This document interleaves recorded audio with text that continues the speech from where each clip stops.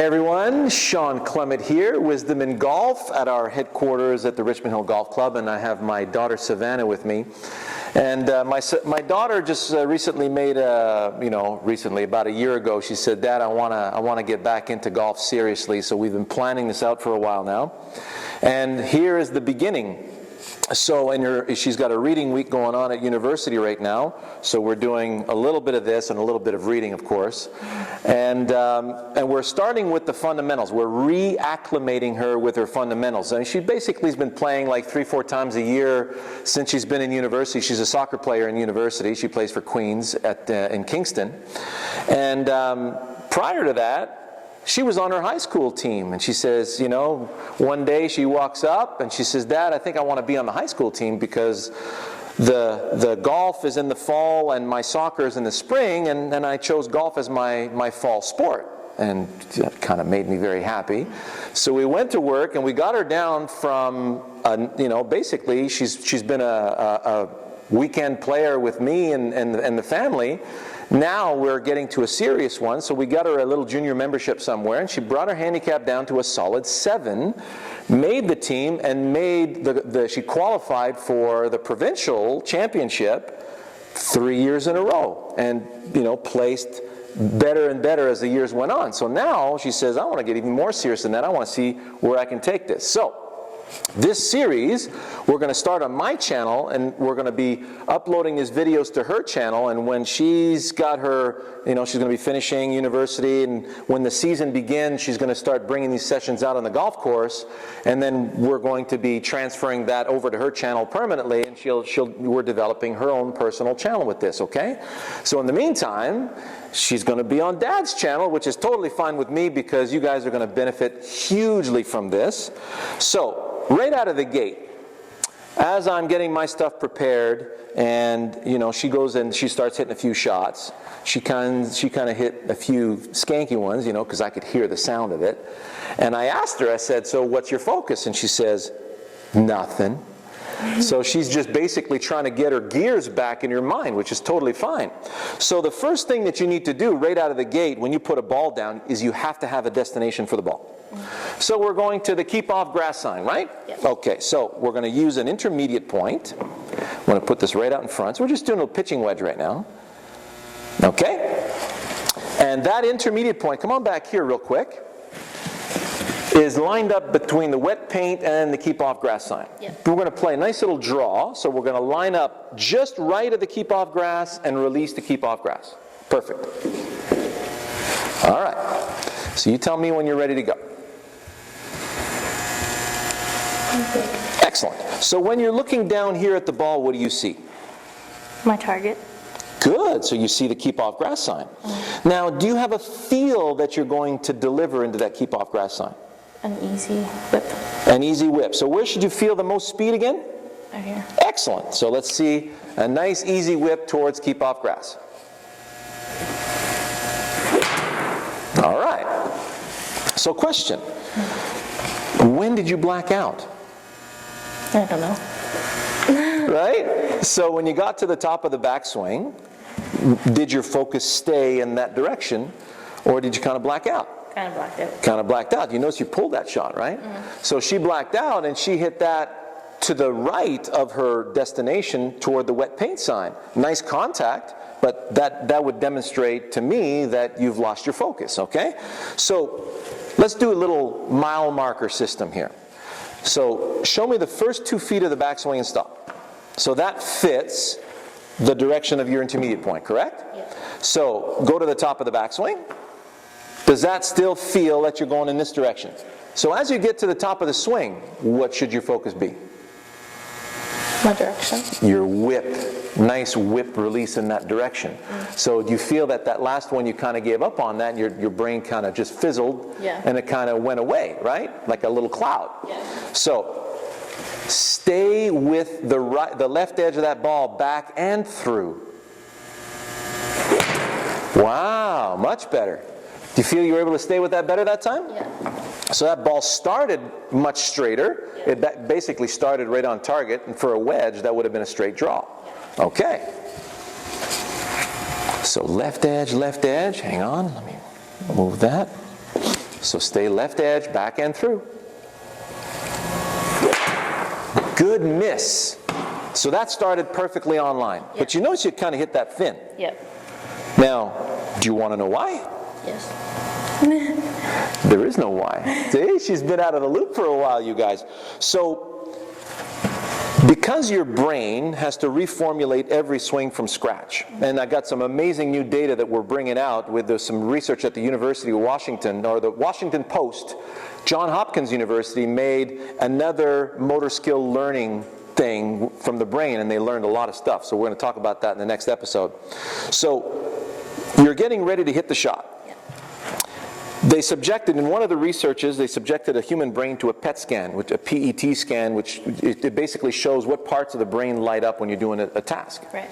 So they used a very short putt. They had a pro do a putting stroke, and they kept on sinking the putt, and they did an amateur and did the same thing. And the brain scans came out very similar, one from the next. It was very hard to distinguish, but they noticed the pros was just a little more funneled. But they noticed something way more important after that. They said, wow, there's not one of the brain scans that's identical one from the next. Yeah. So that means that every swing that you make is from scratch. You've never seen it before. Yeah. You'll never see it again because the brain is designed to adapt. Yeah. So to repeat something is ridiculous. Yeah. To try and figure out what you did right so you can repeat those positions, ridiculous. To try and figure out, so let's say we figured out exactly why. I put you on video, and I analyze your swing to the nines, and we realize, oh, the top of your backswing is just a little off center, and that's why you hit it thin. Well, the very next swing's going to be slightly different anyway, so what's the point? Yeah. So it'd be a massive waste of time, right? But your brain, it knows the difference between flush and thin. Yeah. Wasn't the previous one flush? Yes. So your brain right now has a benchmark. It says, this is what flush looks like, this is what the flight should look like with the wedge, this is what it should sound like, and this is what it should feel like.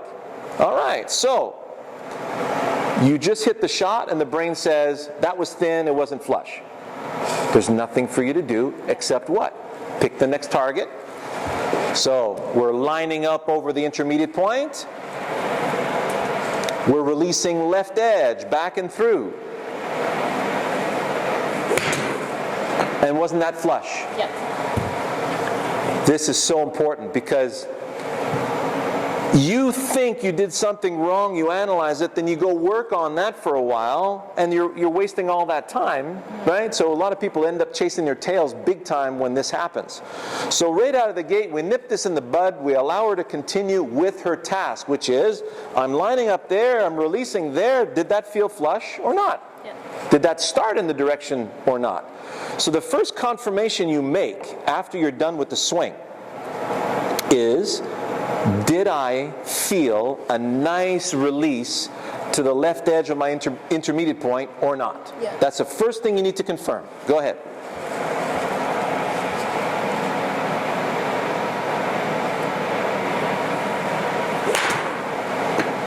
Did you stay with that one? No. So, nothing to observe, is there? No. Because you gave up on your task. Yeah. Okay.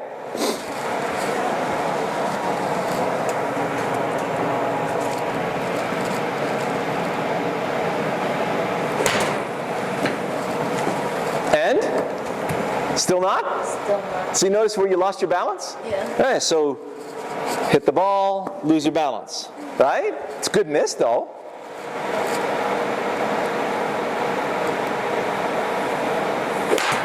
Okay, so let's have some fun. Now, when you're getting ready to hit the shot, are you preoccupied with ball contact right now? No. You're not worried about it? A little bit. A little bit, so it's kind of on your mind, right? You kind of, I want to make sure, I'm going that way, but I kind of want to make sure I hit the ball solid. Yeah. Well, you can't be two places at once. Yeah. So how do you take care of your contact based on your release to target? So let's do this. Set up to the ball, like you're doing the same thing. Hover the club that far above the ball. Okay. So if you hover the club above the ball like this, and you make a nice release in that direction, you're going to miss the ball, right? Go ahead. So show me the release out there in slow motion.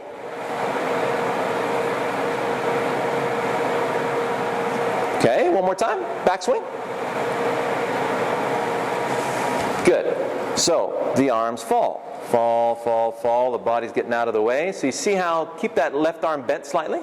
Yeah, there you go. So notice how the hands get past. Reese! Hey! Hi everybody, this is Reese. We're going to go put him back in his little corner there. He missed us. So there's where you're going to be collecting it. Yeah. And there's where you're going to feel that release. Yeah. So you want to feel how the weight of the club is releasing you. Do you remember the sword? Come here, buddy. So, let's feel that sword. Grab that in your right hand. Gather the sword. Nice full backswing. Release it. So where did you feel the weight of the sword release you? Where did you feel it turn over your right hand? Beautiful. Put it in your left hand. Gather your sword. Yes. Release. Where did you feel the weight of the sword turn you over? Yes. Now put the club in both your hands. Hold it up here, like imagine you're going through a bamboo shoot there. So let's see you release the sword through that shoot. Yes. So you notice the beginning of the cut is here, Yeah. the end of the cut is there, and the release happens after that. Yeah. So let's see you whip through that cut one more time. Do you feel that? Yeah. Lower the club just above the ball again. If you feel the release of the sword there, you miss, correct? Yeah. Go ahead. Got it? Yeah. Lower the club to the equator of the ball, right there. So if you make the same release, aren't you going to top it? Yeah. Perfect. Make the same release. Focus on the release. Did you feel the release here? Yeah. Excellent. So many of you are going to be focusing on making sure you top the ball, which that's why I told her, make sure you feel you're focused on the release out there. So you released out there and you topped it. So you're batting 1,000 right now. So lower the club to the grass. So can you see how the sole of the club is in a perfect position to cut the dandelion stem? Yeah. So if you make the same release there, aren't you cutting a stem? Mm-hmm. Make the same release out there. Holy smokes. Did you feel that? Mm-hmm. Did you guys see that? That was like butter. That was the best swing of the day. Yeah. So you breezed through that dandelion stem. Now, was the contact a preoccupation to you? No. Really, like there was nothing for you to worry about down there, because you actually, what just happened right there, Savvy, is you made a prediction. Yeah. Based on your release to target. So we reinforced your sword feel. You say, yeah, I felt it out there. Yeah, I felt it out there. Yes, I felt it out there. And you notice how the weight of the sword is releasing you. Yeah. Felt that? Yeah. Perfect. And then we say, okay, if I release there, I miss. If I release there, I top. If I release there, I cut the dandelion stem. Yeah. Boom. All right? Yeah. So just to look at posture-wise what's going to happen. Line up like you're going down the mirror over here. Okay? Set up to the ball. So pretend that this is your intermediate point right here. You can back up a tad. Good. So hover the club above, right? So you notice you're standing a little taller. Now bring it down to the grass. Now as far as posture is concerned, if you were to bend forward just a bit more and let those hands fall a little bit more. Notice how the toe of the club's coming off the ground? Yeah. It's supposed to. Mm-hmm. Okay? So the shaft, when it comes through, is going to bow forward when you perform that task. Do you feel like your chest is more over the ground? Yeah. Okay? So now when you swing and feel the release of the sword in this direction, it feels like the sole of the club should be dragging along the dirt here. Yeah. Does it feel that way? Mm-hmm. Fantastic. So now you're in that solid posture, and you feel like the arches of your feet have that suction into the ground? Yeah. Right? Now come on back in front here. Good. Good. And you guys notice how she hasn't lost the habit of that hunter against the target, right? So if I have a high-powered rifle, I'm firing in that direction, I'm getting ready in this position, right? If I stand back here, I'm going to get knocked on my butt. Yeah. Versus over here, I feel like I can hold myself with the target. Go ahead. So it feels like if you release the sword out there, soul of club's going to drag through some dirt there and cut the dandelion stem easy. Yeah. Do you remember what that sword felt like, that release? Allow that to happen. Awesome. Another flush shot. So notice how I said allow that to happen. So now when she's looking down at the ball, her thinking process is way more streamlined. She's saying, okay, I know where I'm going, and when I release in that direction, i.e. when I let the sword release me in that direction, it feels like everything down here is in order. Yeah. Fantastic. Way to go, Sam. Hope you enjoyed that.